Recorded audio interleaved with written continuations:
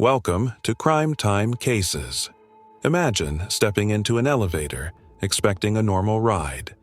The doors begin to close when suddenly a man rushes in at the last second. Something about him makes you uneasy, but before you can react, he presses the emergency stop button. The elevator jerks to a halt. You're trapped. No escape, no way to call for help. He turns toward you, and in that instant, your next move could mean life or death. What actually happened? You hesitate. Maybe it's confusion, maybe it's shock. Your brain struggles to process what's happening, and in that moment of hesitation, he has control. The small enclosed space of the elevator works in his favor. No one can see you. No one can hear you. You are isolated, vulnerable. By the time you think of a way out, it may already be too late. But what about if you had done something different? Scenario 1. Pressing every floor's button, forcing an escape route. What if, the moment he stopped the elevator, you reacted immediately? Instead of freezing in fear, you pressed every single floor button as quickly as possible. This seemingly small action could make a huge difference.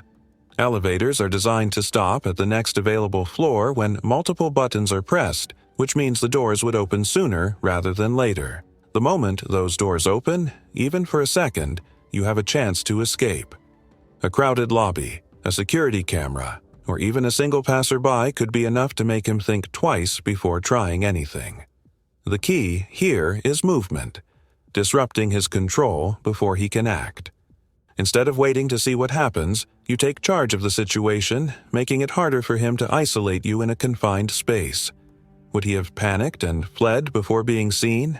Possibly. Predators often rely on their victims being passive and afraid, unable to think clearly under pressure.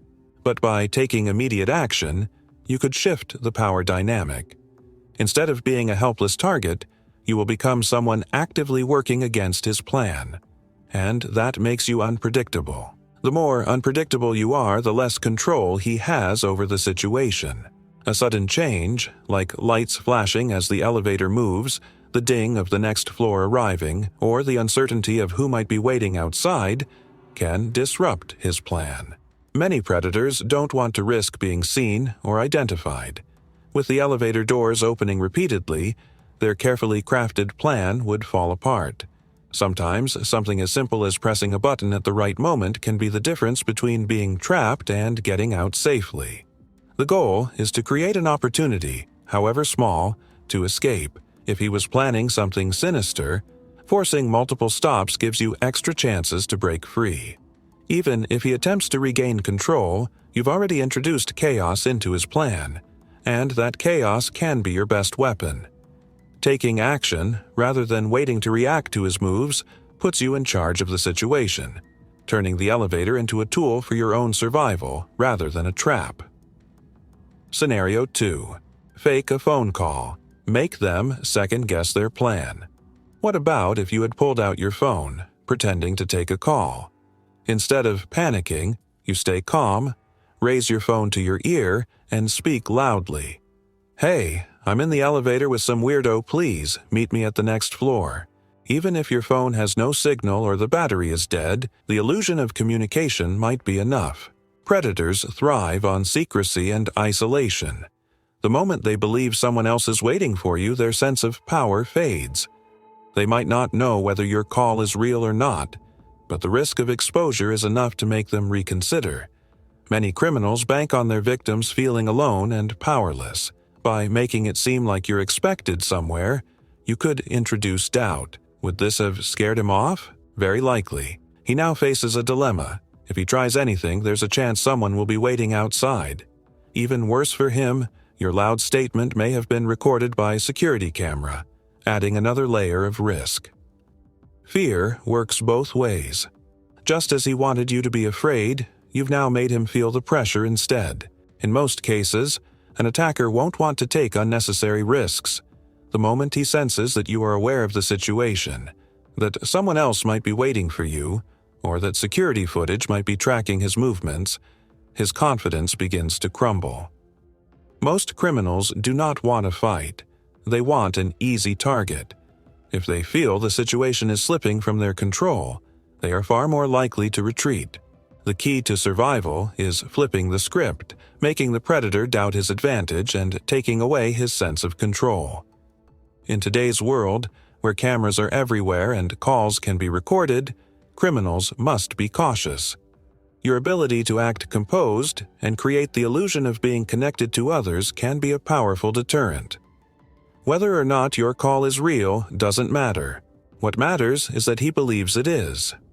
By planting seeds of uncertainty, you shift the power dynamic in your favor. Instead of focusing on his next move, he is now thinking about escape, about risk, and about how much trouble he might be in. Scenario 3. Standing your ground, breaking the predator's confidence. What about if you'd done this? Instead of shrinking into a corner, you stood tall and confronted him directly. Many criminals count on their victims being submissive, avoiding eye contact and showing visible fear. But what if you did the opposite? What if you locked eyes with him, stepped forward instead of backward, and said in a strong, unwavering voice, "Turn the elevator back on." Now. A direct command can be shocking to someone who expects weakness. Your tone, your posture, your refusal to cower, all of it sends a clear message. You are not an easy target. Would this have worked? Possibly. While physical self-defense is always an option, psychological defense can be just as powerful. Predators are opportunists.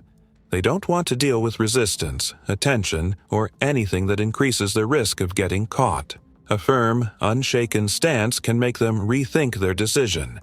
Instead of appearing afraid, you appear like someone ready to fight back, ready to make noise, and unwilling to be a victim.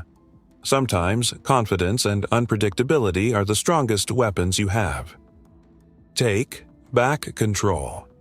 Predators expect fear. They expect hesitation. But quick thinking, even something as small as pressing a button, faking a phone call, or asserting dominance, can completely shift the dynamic. You could make them uncomfortable, make them rethink their choice. A moment of action could mean the difference between being a victim and walking away unharmed. Now, it's your turn to decide. Would you have reacted in time, or would fear have kept you frozen? Could you have pressed the buttons, faked a call, or stood your ground? Or would the shock of the moment have left you vulnerable? What about if you'd done this instead? Sometimes the difference between being a victim and escaping safely comes down to quick thinking and instinct. Let us know in the comments how you think you would have handled this situation. And if you want more real-life crime scenarios that test your instincts, don't forget to subscribe to Crime Time Cases. Stay safe, stay aware, stay vigilant, and always be prepared for the unexpected.